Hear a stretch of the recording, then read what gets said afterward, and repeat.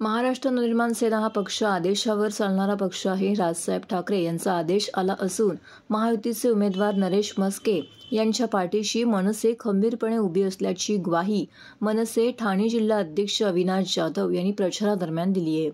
महायुतीचे उमेदवार नरेश म्हस्के निवडणूक प्रचारार्थ ठाणे शहरात प्रचार फेरी काढण्यात आली होती, तेव्हा नरेश म्हस्के यांनी महाराष्ट्र नवनिर्माण सेनेच्या मुख्य कार्यालयाला भेट दिली। नरेश म्हस्के यांचे अविनाश जाधव यांनी जंगी स्वागत करत सत्कार केला।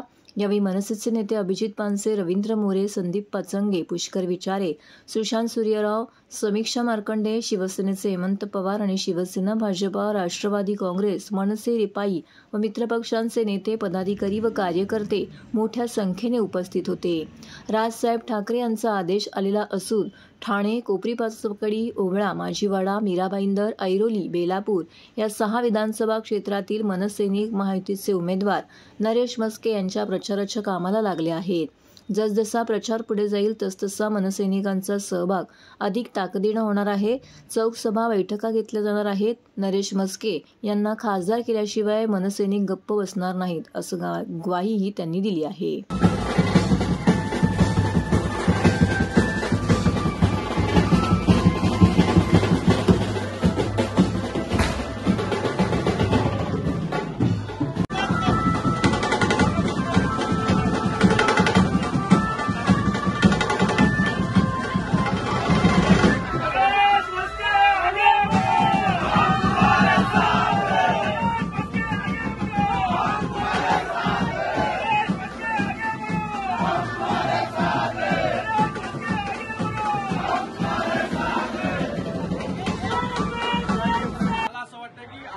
आणि आम्ही सगळेजण आदेशावर चालतो।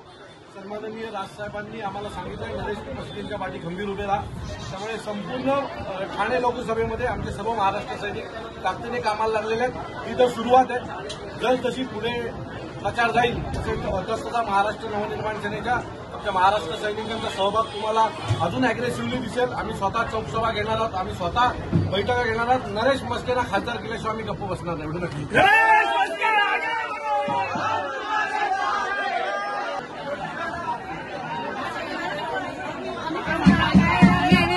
एक मिनट मागे